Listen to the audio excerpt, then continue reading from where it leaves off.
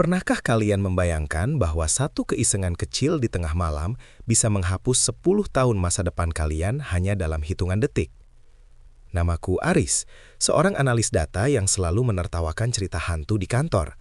Sampai malam Jumat itu tiba di sebuah gedung pencakar langit baru di pusat Jakarta yang masih tercium bau cat dan semen segar. Jam di sudut layar monitor menunjukkan pukul 23.58 WIB. Suasana kantor sudah mati total, menyisakan suara dengung AC yang terdengar seperti bisikan parau di telingaku. Aku membereskan tas dengan terburu-buru, ingin segera merebahkan diri di kasur empuk apartemenku. Namun langkahku terhenti di depan deretan lift perak yang mengkilap. Di sana, di panel tombol yang dingin, sebuah angka 13 menatapku dengan provokatif. Semua orang tahu mitos lantai 13 yang biasanya dihilangkan atau diganti menjadi 12A. Tapi di gedung ini, tombol itu ada, nyata, dan seolah berdenyut menunggu untuk ditekan. Dengan senyum sinis yang kini sangat aku sesali, aku berpikir, apa salahnya mencoba? Jariku menekan tombol lingkaran dengan lampu merah redup itu. Begitu pintu lift tertutup dengan dentingan halus, sensasi aneh mulai menjalar dari telapak kaki hingga ke tengkuk. Lift ini tidak turun ke basement, melainkan bergerak naik dengan kecepatan yang tidak masuk akal. Angka digital di atas pintu mulai berputar liar, melewati 20, 30, 50, hingga angka-angka itu berubah menjadi simbol kuno yang tidak pernah kulihat sebelumnya. Tiba-tiba, guncangan hebat menghantam. Lampu neon di dalam lift berkedip-kedip sebelum akhirnya meledak, meninggalkan aku dalam kegelapan total yang begitu pekat sampai aku tidak bisa melihat tanganku sendiri. Dalam keheningan itu, udara di sekitarku berubah menjadi sangat dingin dan berbau tanah kuburan yang lembab. Aku bisa merasakan tekanan udara yang aneh, seolah-olah lift ini sedang merobek dimensi ruang dan waktu. Jantungku berdegup kencang hingga terasa menyakitkan di dada. Dan tepat ketika aku akan berteriak minta tolong, pintu lift terbuka perlahan dengan suara derit logam yang memekakkan telinga. Namun, di hadapanku bukanlah lantai 13 yang mewah, melainkan sebuah lorong tanpa ujung yang diselimuti debu setebal beberapa sentimeter. Tembok-tembok yang mengelupas memperlihatkan rangka besi berkarat dan kegelapan yang terasa hidup. Seolah-olah gedung ini telah ditinggalkan selama berabad-abad, tepat di saat aku menekan tombol sialan itu. Inilah awal dari mimpi buruk 10 tahunku yang terjadi hanya dalam satu tarikan napas pendek di malam yang seharusnya biasa saja. Kedinginan yang menusuk tulang segera menyergap saat aku melangkah ragu melewati ambang pintu lift yang macet dalam posisi setengah terbuka. Cahaya dari ponselku adalah satu-satunya garis pertahanan melawan kegelapan yang seolah memiliki massa, berat, dan menindas. Aku menoleh ke belakang, berharap melihat interior lift yang mewah, namun yang kutemukan hanyalah kotak besi berkarat dengan cermin yang sudah retak 1000. Setiap embusan nafas yang kukeluarkan membentuk uap putih di udara, menandakan suhu yang turun drastis di bawah titik beku. Aku mulai berjalan menyusuri lorong, kaki yang terbungkus sepatu pantofel mahal kini terbenam dalam debu kelabu yang anehnya terasa seperti abu sisa pembakaran. Di dinding, foto-foto direktur perusahaan yang seharusnya baru dipasang kini terlihat menguning dengan wajah-wajah yang tampak meleleh seiring pudarnya warna kertas. Keheningan di tempat ini tidaklah alami. Itu adalah keheningan yang menyakitkan, hingga suara detak jam tanganku terdengar seperti dentuman palu di dalam kepala. Tik, tik, tik. Namun, saat aku melirik mergelangan tanganku, jarum jam itu berputar berlawanan arah dengan kecepatan gila, seolah-olah waktu sedang dipaksa mundur atau justru ditarik paksa ke depan.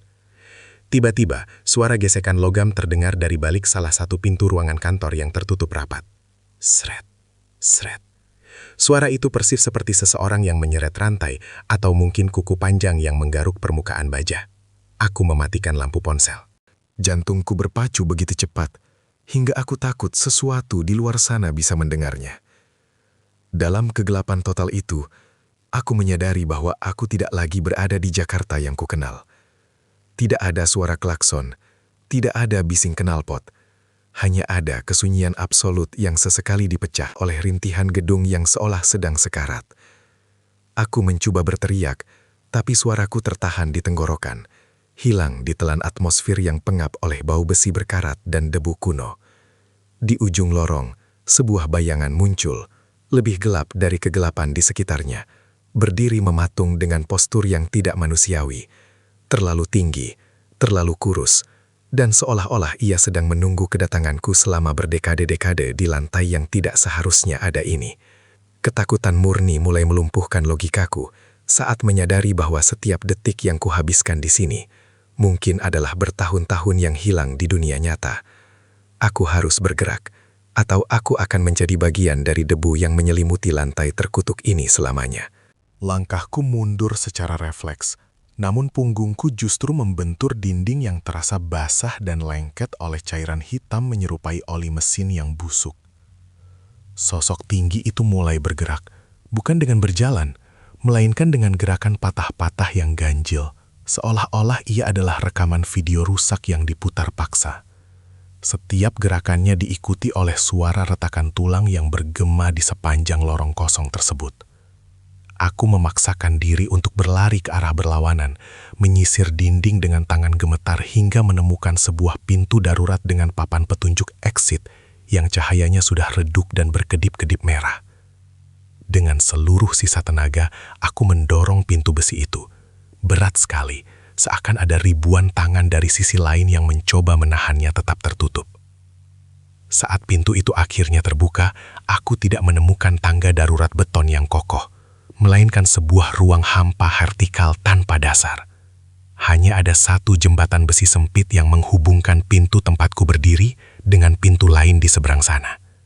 Di bawah jembatan itu, kegelapan terlihat begitu dalam, seolah-olah gedung ini berdiri di atas jurang abadi. Aku mulai menyeberang dengan napas memburu, namun tepat di tengah jembatan, lampu ponselku menangkap sesuatu di bawah sana. Ribuan wajah manusia yang tertanam di dinding beton jurang tersebut, semuanya menatap ke atas dengan mata kosong dan mulut terbuka lebar, seolah sedang berteriak dalam keheningan. Siapa mereka? Bisikku lirih, dan seketika, itu juga, ribuan suara bisikan mulai menyahut dari dasar jurang, memanggil namaku dengan nada yang sangat akrab. Aris, Aris, kenapa kau baru datang? Suara itu adalah suara ibuku, ayahku, dan teman-temanku, namun terdengar sangat tua dan penuh penderitaan.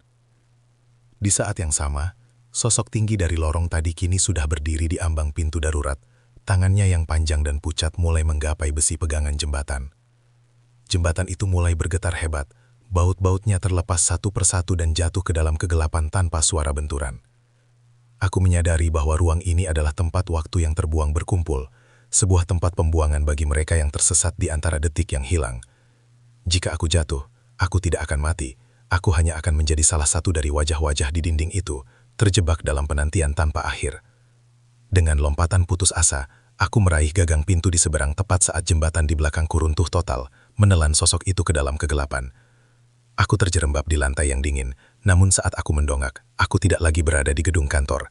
Aku berada di sebuah ruangan yang sangat luas, berisi ribuan jam dinding yang semuanya berdetak dengan kecepatan berbeda, menciptakan kebisingan yang bisa membuat siapapun kehilangan kewarasan dalam hitungan menit. Di tengah ruangan itu, sebuah meja kayu tua berdiri dengan sebuah telepon kaleng yang berdering nyaring, dan aku tahu, telepon itu ditujukan untukku. Lantai yang kupijak terasa bergetar, seirama dengan ribuan detak jam yang saling bersahutan, menciptakan simfoni kegilaan yang memekakkan telinga.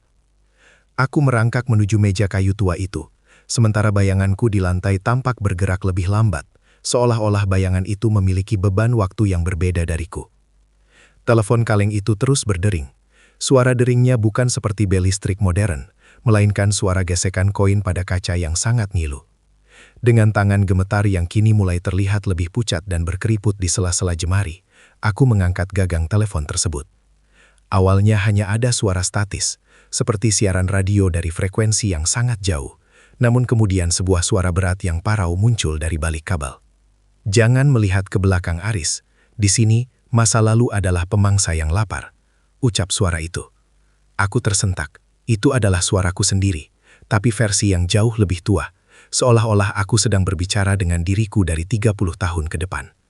Suara itu memperingatkanku bahwa setiap jam di ruangan ini mewakili 1 tahun kehidupan orang-orang yang pernah menekan tombol 13. Aku melihat ke arah dinding dan menyadari dengan kengerian murni bahwa salah satu jam dinding kayu yang berdetak paling kencang memiliki label namaku di bawahnya. Jarum jamnya berputar seperti baling-baling, melahap menit demi menit dalam hidupku dengan rakus. Tiba-tiba, telepon di tanganku berubah menjadi tumpukan debu hitam, dan dari dalam debu itu keluar ribuan kecoa kecil yang merayap cepat ke arah lenganku. Aku berteriak dan berusaha mengibaskan mereka, namun kecoa-kecoa itu seolah meresap masuk ke dalam kulitku, meninggalkan sensasi gatal yang membakar. Di saat yang sama, dinding-dinding ruangan mulai menyempit. Jam-jam itu jatuh dan pecah satu persatu, mengeluarkan cairan kental berwarna keemasan yang berbau seperti logam berkarat. Aku melihat sebuah cermin besar di sudut ruangan yang belum hancur. Saat aku mendekat, aku melihat pantulan diriku yang sedang menangis. Namun, di belakang pantulanku, gedung kantor tempatku berasal terlihat sangat jelas dan normal. Rekan kantor menyapaku, kopi mengepul di atas meja, dan dunia berjalan seolah aku tidak pernah pergi. Namun, saat aku mencoba menyentuh permukaan cermin untuk kembali, tanganku justru menembus permukaan kaca yang dingin, dan malah menarik sebuah kalender robek dari sisi lain. Kalender itu menunjukkan angka tahun 2034. 10 tahun telah terlewati di dunia luar, hanya dalam beberapa menit aku berada di ruangan ini. Kesadaran itu menghantamku lebih keras dari pukulan fisik manapun. Aku bukan sedang tersesat di sebuah lantai, aku sedang dihapus dari sejarah. Saat ruangan jam itu benar-benar runtuh menjadi abu, aku jatuh terjerembab ke dalam sebuah lorong gelap baru yang berbau busuk, tempat di mana waktu benar-benar telah berhenti bernapas. Lorong gelap itu terasa seperti tenggorokan raksasa yang sedang menelan diriku bulat-bulat. Baunya bukan lagi sekadar besi berkarat, melainkan bau busuk dari daging yang membusuk bercampur dengan aroma kertas tua yang lembab. Cahaya ponselku semakin meredup, berkedip-kedip sekarat seolah-olah baterainya sedang dihisap oleh atmosfer tempat ini. Aku meraba dinding untuk mencari pegangan, namun teksturnya tidak lagi seperti beton. Dinding itu terasa lunak, berdenyut, dan hangat, seolah-olah aku sedang berjalan di dalam pembuluh darah makhluk hidup yang sangat besar. Tiba-tiba, kilatan cahaya dari ponselku menangkap sosok yang kulihat sebelumnya, si tinggi kurus, namun kali ini ia tidak sendirian. Ada puluhan, bahkan ratusan sosok serupa yang menempel di langit-langit, bergelantungan seperti kelelawar dengan kulit abu-abu yang menggelambir. Mereka adalah sisa-sisa, manusia yang gagal kembali dan akhirnya menyatu dengan gedung ini. Aku membekap mulutku agar isak tangisku tidak mengundang perhatian mereka, namun suara detik itu kembali muncul. Kali ini bukan dari jam, melainkan dari dalam dadaku sendiri. Detak jantungku berubah menjadi suara mekanis yang keras. Klik, klik, klik.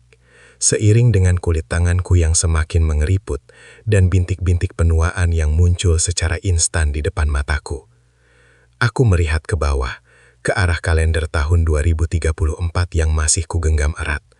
Kertasnya mulai menguning dan hancur menjadi abu di sela jemariku. Dalam keputusasaan, aku melihat sebuah pintu. Lift di ujung lorong yang memancarkan cahaya putih menyilaukan. Satu-satunya warna di dunia yang mati ini. Aku berlari sekuat tenaga, mengabaikan rasa nyeri di sendi-sendiku yang mendadak terasa seperti sendi orang tua. Namun, tepat sebelum aku mencapai pintu itu, sosok-sosok di langit-langit mulai terjatuh satu persatu, mendarat dengan bunyi debum basah di sekitarku. Mereka tidak menyerangku dengan kuku atau taring. Mereka hanya menyentuhku. Dan setiap sentuhan mereka terasa seperti memori yang dicuri paksa dari kepalaku. Kenangan tentang ulang tahunku yang ke-5, aroma masakan ibu, hingga wajah kekasihku. Semuanya memudar dan hilang menjadi kekosongan hitam. "Kembalikan!" teriakku parau, namun suaraku terdengar seperti suara kakek-kakek yang sudah kehabisan napas. Aku berhasil mencapai pintu lift dan menekan tombolnya dengan tinju yang gemetar, tepat saat tangan-tangan pucat itu mulai menarik kakiku ke dalam kegelapan abadi di bawah sana. Pintu terbuka dengan dentuman keras, memperlihatkan sebuah ruangan kantor yang sangat modern, namun kosong melompong dengan debu yang berterbangan di bawah sinar matahari yang anehnya berwarna merah darah. Di atas meja resepsionis, terdapat sebuah koran dengan tajuk utama yang membuat duniaku runtuh. 10 tahun sejak hilangnya karyawan di lift lantai 13, kasus resmi ditutup. Di bawah berita itu, ada fotoku yang masih muda, tersenyum tanpa beban. Sementara di sampingnya ada foto seorang wanita tua yang sangat kukenal sedang menaruh bunga. Di depan gedung ini, itu ibuku, dan dia terlihat jauh lebih tua dari yang terakhir ku ingat. Aku terjepit di antara dua kenyataan, dan pintu lift di belakangku mulai tertutup kembali, seolah ingin mengunci aku di masa depan yang tidak lagi menginginkan kehadiranku. Pintu lift di belakangku tertutup dengan dentuman yang terasa seperti palu hakim menjatuhkan vonis mati. Aku berdiri mematung di tengah lobi kantor yang kini terasa seperti makam raksasa. Sinar matahari merah darah yang menembus jendela kaca besar memberikan bayangan panjang yang terdistorsi di atas lantai marmer yang retak. Aku berjalan mendekati meja resepsionis, tanganku yang gemetar meraih koran tua itu. Kertasnya rapuh, hampir hancur saat kusentuh. Tanggal yang tertera di sana bukan lagi tahun 2034, melainkan sudah melompat lebih jauh. Angka-angka di koran itu seolah menari dan berubah-ubah, membuat kepalaku berdenyut hebat. Tiba-tiba, suara langkah kaki bergema dari arah lorong gelap di belakang meja resepsionis. Bukan langkah kaki terseret seperti sosok tinggi itu, melainkan langkah sepatu pantofel yang tegas dan berirama. Seorang pria muncul dari balik bayang-bayang. Ia mengenakan setelan jas yang sama persis dengan yang kupakai saat ini. Namun wajahnya adalah cerminan kengerian murni. Pria itu adalah aku, namun dengan lubang hitam sebagai pengganti matanya, dan mulut yang dijahit dengan kawat berkarat. Ia memegang sebuah jam saku emas yang detaknya seirama dengan denyut nadiku yang kian melemah. Tanpa suara, ia menunjuk ke arah jendela. Aku melihat keluar, dan jantungku seolah berhenti berdetak. Jakarta bukan lagi kota yang kukenal. Monas terlihat patah di kejauhan, dikelilingi oleh kabut tebal berwarna ungu yang menelan gedung-gedung pencakar langit. Lainnya, tidak ada kehidupan, hanya sisa-sisa peradaban yang membusuk dalam diam. Ini adalah akhir dari garis waktumu, Aris. Sebuah suara menggema di dalam batok kepalaku, bukan dari pria di depanku, tapi dari gedung itu sendiri. Aku menyadari bahwa lantai 13 bukan sekedar lorong waktu, melainkan sebuah filter yang menyaring mereka yang tidak berharga untuk masa depan. Pria bermulut dijahit itu mulai berjalan mendekat. Setiap langkahnya membuat ruangan di sekitarku mulai mencair, seperti cat minyak yang tersiram air keras. Tembok-tembok lobi meluruh, menampakkan kegelapan ruang hampa di baliknya. Aku mencoba berlari kembali ke lift, namun tombol-tombolnya telah berubah menjadi mata manusia yang berkedip serentak, menatapku dengan rasa iba yang mengerikan. Dalam keputusasaan, aku melihat sebuah telepon umum tua di sudut ruangan yang mulai memudar. Telepon itu berdering sekali, pendek dan tajam. Dengan sisa tenaga yang kumiliki, aku menerjang ke arah telepon itu, berharap ada celah kecil untuk melarikan diri dari takdir yang sudah dijahit rapih oleh waktu yang marah. Saat aku mengangkat gagangnya, yang kudengar hanyalah suara tangisan bayi yang sangat keras, yang perlahan berubah menjadi suara sirine ambulans yang meraung-raung di kejauhan, memanggilku kembali ke titik di mana semua ini belum dimulai. Suara tangisan bayi itu mendadak berubah menjadi pekikan statis yang menyayat gendang telinga, membuatku jatuh tersungkur di atas lantai marmer yang kini terasa sedingin es kutub. Pria dengan mulut dijahit itu berhenti tepat di depanku, bayangannya menutupi seluruh tubuhku yang kian menyusut. Ia membuka jam saku emasnya, dan di dalamnya bukan terdapat angka, melainkan pusaran lubang hitam yang mulai menyedot udara di sekitar kami. Pilihanmu hanya dua, Aris. Suara itu kembali bergema, namun kali ini berasal dari dalam perutku sendiri.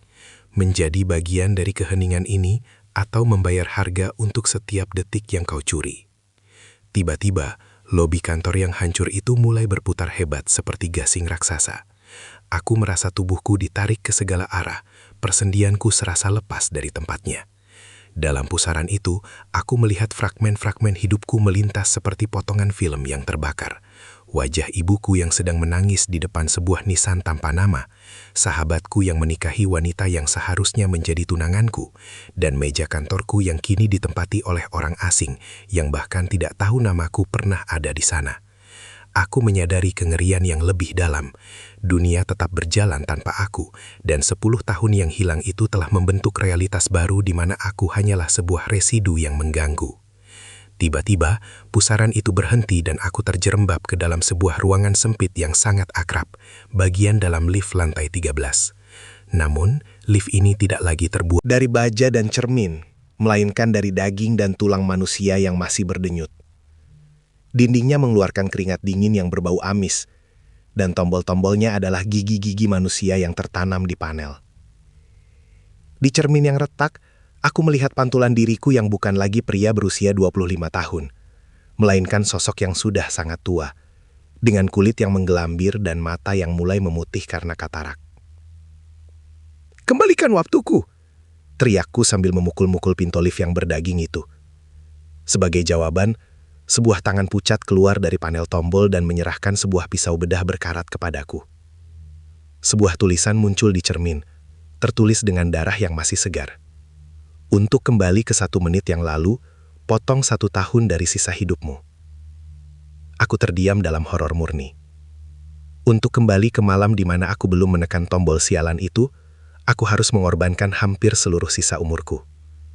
Di luar lift, aku bisa mendengar suara langkah kaki dia, sosok tinggi kurus itu, yang sedang mencakar-cakar pintu dengan kuku panjangnya, berusaha masuk untuk menyeretku kembali ke masa depan yang mati.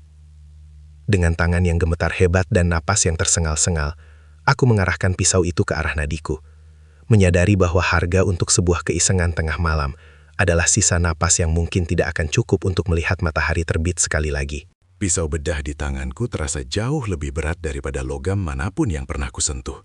Seolah-olah seluruh beban dosa dan penyesalanku tertuang ke dalam bilah karatnya. Di luar pintu lift yang berdaging, suara cakaran itu berubah menjadi hantaman keras yang membuat dinding organik di sekelilingku bergetar hebat. Bruk! Bruk!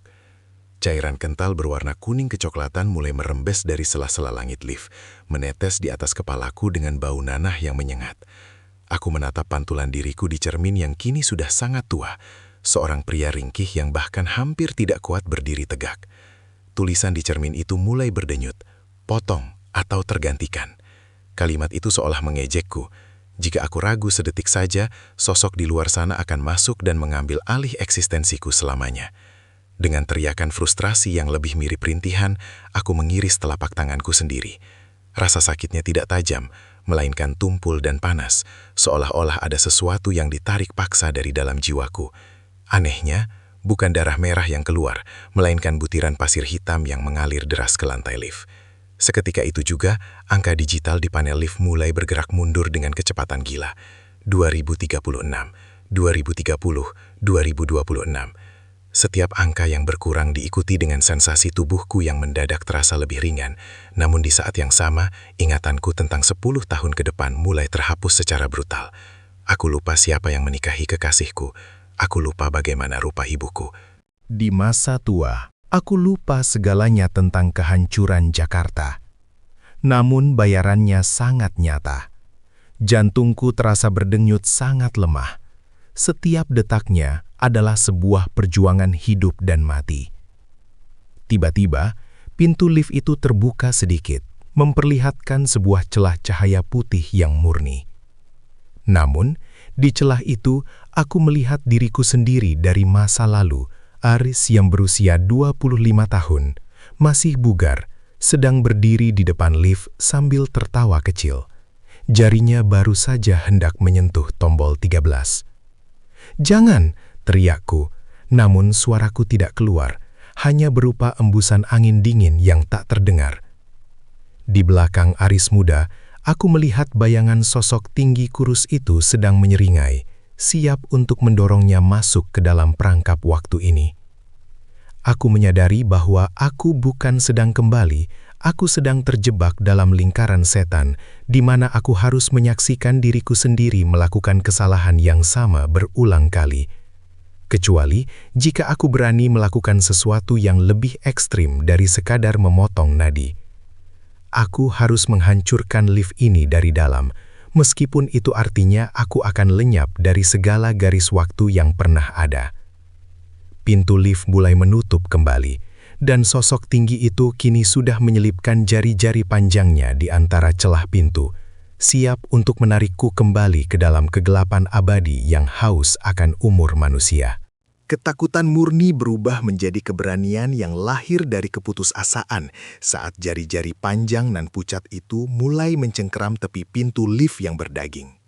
Aku tahu, jika pintu ini tertutup sempurna, aku akan menjadi sejarah yang terhapus. Dengan tenaga terakhir dari tubuh tuaku, aku mengganjal pintu itu menggunakan jam saku emas yang tadi terjatuh di lantai. Suara geraman rendah yang tak manusiawi terdengar dari balik celah, sebuah frekuensi yang membuat gigiku terasa goyang dan telingaku berdenging darah. Aku tidak lagi memperdulikan pisau bedah atau perintah di cermin. Mataku tertuju pada panel tombol gigi manusia yang kini mulai membusuk dan mengeluarkan ulat-ulat kecil. Aku mulai mencabut satu persatu gigi tersebut dengan tangan kosong, mengabaikan rasa jijik dan lendir hitam yang membasahi lenganku. Setiap gigi yang kucabut memicu jeritan melengking dari seluruh struktur gedung, seolah-olah aku sedang mencabut saraf dari raksasa yang sedang tidur. Panel itu meledak, mengeluarkan percikan api biru yang membakar debu-debu kuno di sekitarku. Di saat yang sama, sosok Aris muda di luar sana tampak membeku. Jarinya terhenti hanya beberapa milimeter dari tombol 13. Waktu di sekitarnya melambat hingga berhenti total. Aku melihat kesempatan itu. Aku merangkak menuju celah pintu, berhadapan langsung dengan sosok tinggi kurus yang kini wajahnya perlahan berubah menjadi wajahku sendiri, namun tanpa kulit. Kau tidak bisa pergi, Aris. Kau adalah baterai bagi tempat ini. Fisiknya dengan suara yang mirip gesekan amplas pada tulang. Aku meludahi wajah mengerikan itu dan mendorong jam saku emas lebih dalam ke sela pintu, hingga mekanisme giginya hancur berkeping-keping. Cahaya putih di luar lift mulai meledak, menelan lobi kantor modern, dan lorong busuk ini menjadi satu dimensi yang kacau. Tubuh tuaku mulai retak seperti porselen. Kepingan-kepingan kulit dan ingatanku beterbangan di udara seperti abu sisa pembakaran. Aku melihat Aris muda menoleh ke arah lift. Matanya membelalak melihat sebuah tangan keriput yang terjulur dari kegelapan. Tepat sebelum lift itu meledak dalam keheningan total. Aku tidak tahu apakah aku akan selamat, atau apakah aku baru saja menciptakan paradoks yang akan menghancurkan alam semesta. Tapi saat kesadaranku mulai memudar, aku merasakan sensasi jatuh yang tak berakhir. Jatuh kembali ke dalam pelukan waktu yang tak lagi memiliki angka. Hanya kegelapan yang tenang dan dingin.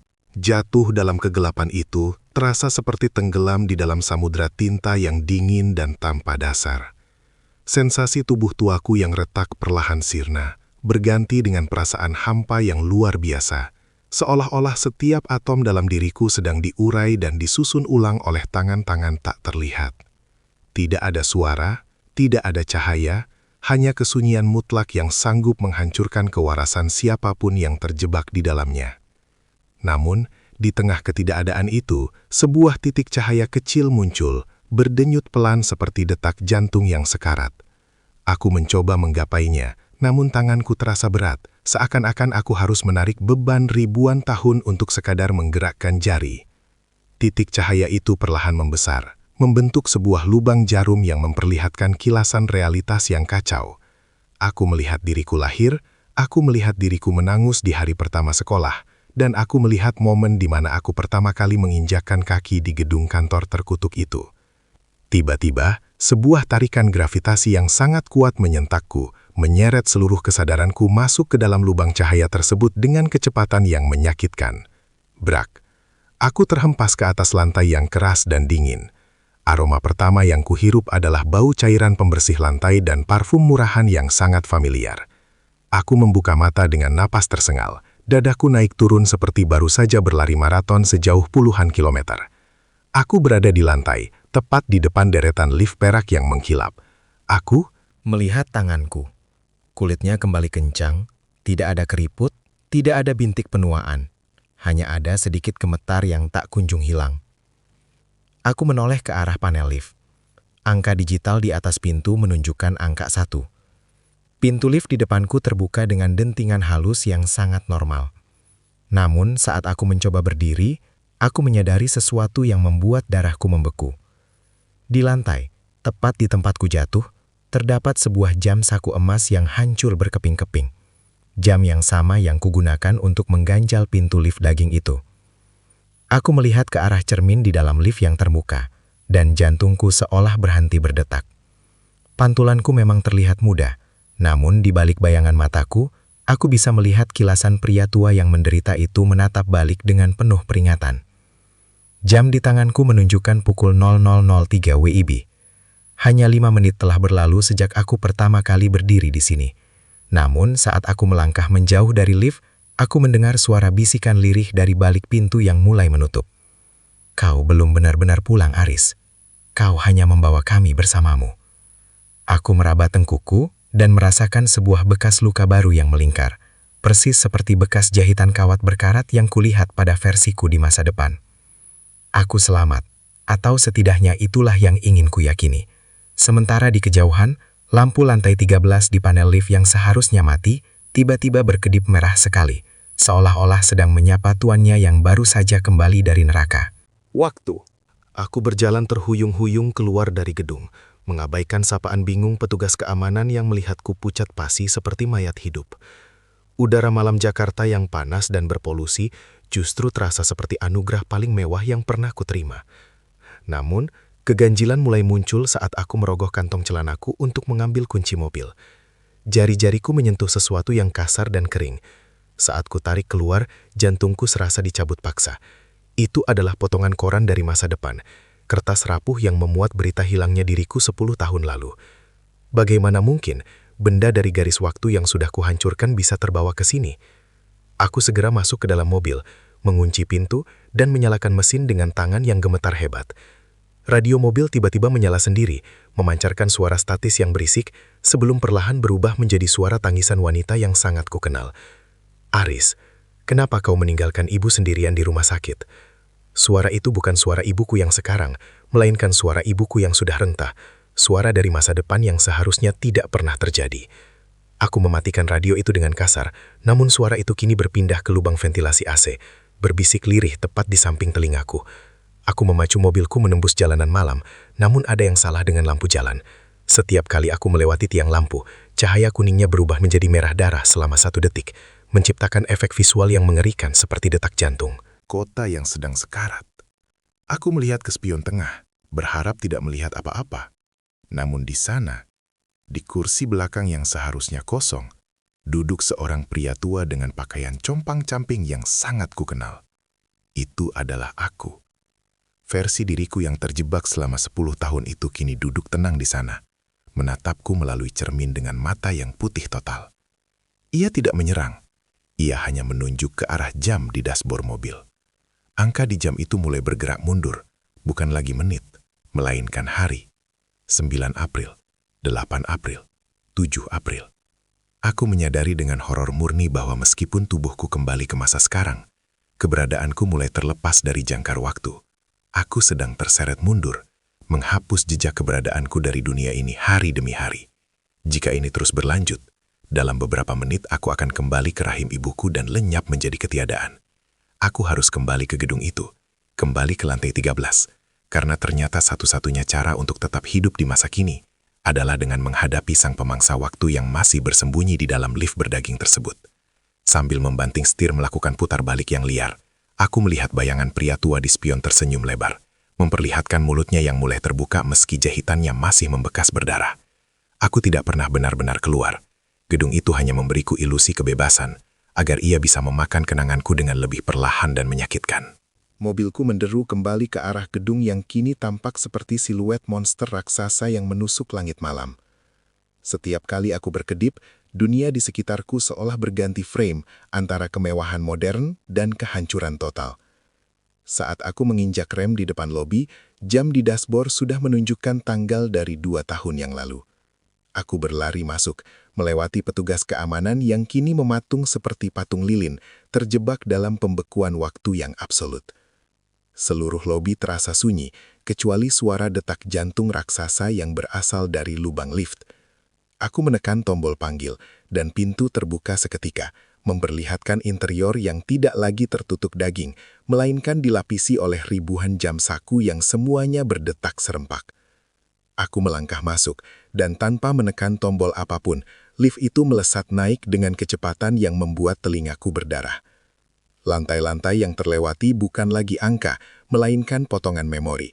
Aku melihat diriku saat kecil, saat lulus kuliah, dan saat pertama kali diterima kerja di sini. Semuanya terbakar menjadi abu saat lift melewatinya. "Cukup," teriakku.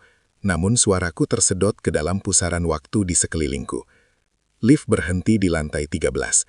Pintu terbuka, memperlihatkan sebuah ruangan putih tak terbatas yang hanya berisi satu benda. Sebuah kursi kayu dengan seorang pria tua yang sedang menjahit mulutnya sendiri. Ia berhenti saat melihatku. Jarum berkarat masih tertancap di kulit bibirnya yang pucat. "Kau kembali lebih cepat dari yang..." Kukira, ucapnya, bukan dengan mulut, tapi melalui getaran yang merambat di lantai. Pria tua itu berdiri, dan saat ia mendekat, aku menyadari bahwa setiap jahitan di mulutnya mewakili satu hari yang telah kucuri dari masa depan. Ia menjulurkan tangannya, meminta potongan koran yang masih kugenggam. Waktu tidak bisa dihancurkan, Aris. Ia hanya bisa dipindahkan.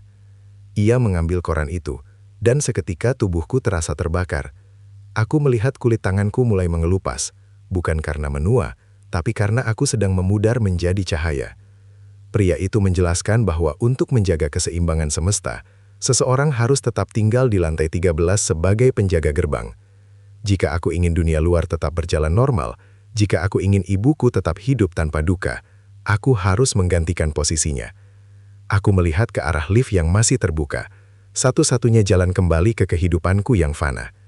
Namun, di dalam lift itu, aku melihat bayangan ibuku yang sedang tersenyum di masa kini, tidak menyadari bahwa anaknya sedang melakukan transaksi paling mengerikan dengan takdir. Dengan air mata yang mengalir deras, aku mengambil jarum dari tangan pria itu. Saat ujung tajamnya menyentuh kulit bibirku, seluruh memori tentang siapa aku mulai tersedot ke dalam jam-jam saku di dinding, dan aku menyadari bahwa pengorbanan terbesarku bukan mati, melainkan ada, namun terlupakan oleh seluruh dunia yang kucintai. Pintu lift tertutup perlahan, memutuskan harapan terakhirku, sementara aku mulai menjahit. Takdirku sendiri di dalam keabadian yang membeku. Rasa sakit dari tusukan jarum pertama di sudut bibirku terasa begitu nyata. Namun anehnya, tidak ada darah yang mengalir. Yang keluar hanyalah cahaya redup berwarna keemasan yang segera membeku menjadi benang waktu. Setiap tarikan benang yang menembus kulitku membuat satu bagian dari jiwaku terasa terputus dari dunia luar. Aku bisa merasakan ingatan tentang rasa kopi di pagi hari, suara bising knalpot di jalanan Jakarta, hingga kehangatan tangan ibuku perlahan menguap, meninggalkan rongga kosong yang dingin di dalam kepalaku. Pria tua di hadapanku perlahan memudar, wajahnya yang keriput mulai berubah menjadi butiran pasir yang tersedot ke dalam jam-jam saku di dinding. Hingga akhirnya ia lenyap sepenuhnya, meninggalkan aku sendirian di ruang putih yang hampa ini. Kini, akulah sang penjaga. Aku mencoba berteriak, namun mulutku yang kini setengah terjahit hanya bisa mengeluarkan suara desis seperti uap mesin yang bocor. Tiba-tiba, dinding-dinding putih itu mulai memproyeksikan ribuan layar yang memperlihatkan setiap lift di seluruh dunia. Aku melihat orang-orang yang tertawa, yang melamun, dan yang sedang terburu-buru. Sama sekali tidak menyadari bahwa keberadaan mereka digantungkan pada keseimbangan yang kini kujaga dengan rasa sakitku. Namun, mataku terpaku pada satu layar, lift gedung ini, di lantai dasar, beberapa detik di masa lalu. Di sana berdiri Aris muda, diriku yang lain dari garis waktu yang baru saja bercabang. Ia tampak ragu, jarinya gemetar di depan tombol 13. Jangan, bisikku dalam hati. Namun sebagai penjaga, tugasku bukan untuk melarang, melainkan untuk memastikan siklus ini tetap berputar. Aku menyadari kengerian yang lebih dalam. Gedung ini adalah predator, dan aku adalah umpan yang ia gunakan untuk memancing korban baru. Ruangan ini mulai bergetar saat Aris muda di layar akhirnya menekan tombol itu. Getarannya merambat melalui jahitan di mulutku, menarik benang-benang itu hingga kulitku terasa akan robek. Sebuah pintu lift baru muncul di tengah ruang putih. Namun pintunya terbuat dari kaca bening yang memperlihatkan Aris muda sedang berdiri di dalamnya, menatap ke arahku dengan wajah penuh rasa ingin tahu. Ia tidak bisa melihatku, tapi aku bisa melihat ketakutan yang mulai tumbuh di matanya saat lift mulai bergerak naik. Aku ingin menghancurkan kaca itu, ingin memperingatkannya bahwa 10 tahun di sini hanyalah awal dari penderitaan abadi. Namun tanganku kini terikat oleh rantai jam saku yang muncul dari lantai. Aku hanya bisa menonton saat lift itu berhenti. Pintu berdaging itu mulai terbentuk di sekelilingnya, dan sosok tinggi kurus yang kini kusadari adalah proyeksi dari rasa bersalahku sendiri, mulai merayap keluar dari bayang-bayang di belakangnya. Aku adalah arsitek dari nerakaku sendiri, Dan sekarang, aku harus menyaksikan diriku sendiri hancur berulang-ulang untuk memastikan waktu di dunia luar tidak berhenti berdetak. Setiap jahitan yang kuselesaikan adalah satu hari yang kuberikan kepada dunia. Sementara aku Sendiri membusuk dalam keabadian yang tanpa nama. Jahitan terakhir menembus kulit bibirku, mengunci suaraku dalam keheningan abadi yang mencekam. Saat itu juga, ruangan putih yang hampa meledak menjadi ribuan fragmen memori yang tajam seperti belati. Aku tidak lagi berdiri di atas lantai, melainkan melayang di tengah badai waktu yang kacau. Di sekelilingku, kulihat jutaan versi Aris yang terjebak di lantai 13. Ada yang menangis, ada yang sudah berubah menjadi monster abu-abu, dan ada yang baru saja menekan tombol sialan itu. Aku menyadari bahwa aku bukan sekedar penjaga, melainkan simpul dari sebuah jaring laba-laba dimensi yang haus akan eksistensi manusia. Tiba-tiba, sebuah tangan besar yang transparan muncul dari kegelapan dan mencengkram dadaku, menarik keluar jantungku yang kini telah berubah menjadi jam saku emas yang berdetak tak keruan. Tugasmu dimulai sekarang, sebuah suara purba bergema. Getarannya membuat tulang-tulangku terasa seperti akan hancur menjadi debu. Aku dipaksa melihat ke bawah, menembus lapisan realitas, ke arah ibuku yang kini duduk di ruang tamu rumah kami. Di atas meja, ada sebuah bingkai foto yang perlahan memudar. Wajahku di dalam foto itu terhapus sedikit demi sedikit, digantikan oleh pemandangan lobi kantor yang kosong. Rasa sakitnya lebih hebat dari jahitan manapun. Melihat orang yang paling kucintai mulai melupakan namaku karena aku sedang membayar hutang waktu semesta. Namun, di tengah keputusasaan itu, aku melihat sebuah anomali. Di pojok ruangan putih ini, terdapat sebuah tombol 13. yang sudah retak dan berlumuran darah hitam. Tombol itu adalah jantung dari mesin waktu gedung ini. Jika aku bisa menghancurkannya, semua versi Aris di seluruh dimensi akan bebas. Namun konsekuensinya adalah seluruh gedung ini, dan mungkin seluruh Jakarta, akan terhapus dari sejarah, seolah-olah tidak pernah dibangun. Aku merangkak dengan sisa kekuatanku, sementara rantai jam saku di kakiku menarikku kembali dengan kekuatan ribuan ton. Benang-benang di mulutku mulai tertarik kencang, hingga kulit wajahku sobek, mengeluarkan cahaya keemasan yang menyilaukan. Dengan satu gerakan putus asa, aku meraih tombol retak itu dan menekannya sekuat tenaga, menggunakan jam saku emas jantungku. Bunyi ledakan waktu yang memekakkan telinga menghantam segalanya, dan aku melihat wajah ibuku untuk terakhir kalinya, sebelum dunianya dan duniaku meleleh menjadi satu pusaran energi murni yang tidak menyisakan apapun selain kehampaan. Inilah harga terakhir untuk memutus siklus terkutuk ini. Kehilangan segalanya demi memberikan mereka kesempatan untuk tidak pernah bertemu denganku.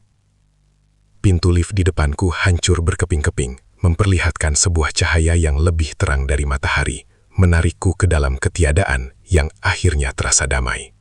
Cahaya putih itu tidak membutakan, melainkan menelan segalanya, hingga rasa sakit, memori, dan keberadaanku sendiri terasa seperti tinta yang larut dalam air.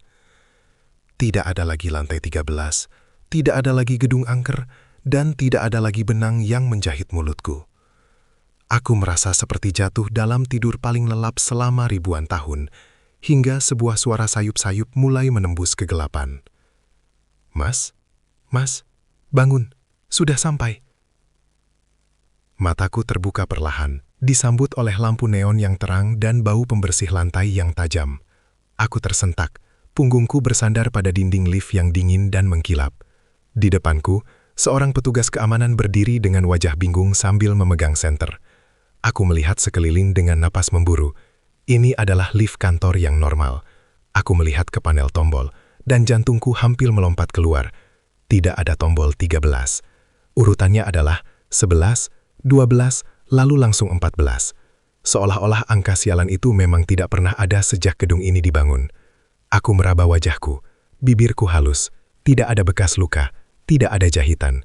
Dengan tangan gemetar, aku memeriksa jam tanganku, 0003 WIB. Tanggalnya masih sama dengan malam aku lembur. Aku segera berlari keluar gedung, tidak memperdulikan panggilan petugas itu, dan memacu mobilku pulang. Sampai di rumah, aku langsung mendobrak pintu dan menemukan ibuku sedang tertidur di depan TV yang menyala. Aku memeluknya sambil menangis sejadi-jadinya, hingga ia terbangun dengan kaget. Loh, Aris, kenapa kamu? Kok Seperti habis lihat hantu?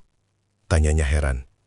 Aku hanya bisa menggeleng, merasa lega yang tak terkira bahwa ia masih mengenalku. Namun, saat aku masuk ke kamarku untuk mencoba menenangkan diri, aku melihat sesuatu di atas meja kerja. Sebuah jam saku emas tua yang hancur total, terletak tepat di samping tumpukan berkas kantorku. Di dalam jam yang rusak itu, terselip secari kertas kecil yang sudah sangat kuning dan rapuh. Dengan tangan gemetar, aku membukanya.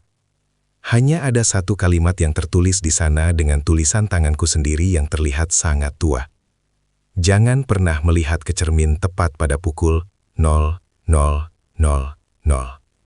Aku segera menatap jam dinding. Jarum detiknya bergerak lambat. 58, 59, 0, 0, 0, 0.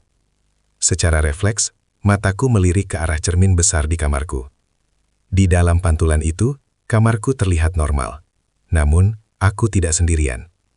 Di belakang pantulanku, berdiri sesosok pria tua dengan mulut yang masih terjahit kawat, sedang menaruh jari telunjuknya di depan bibir, memberikan isyarat agar aku diam.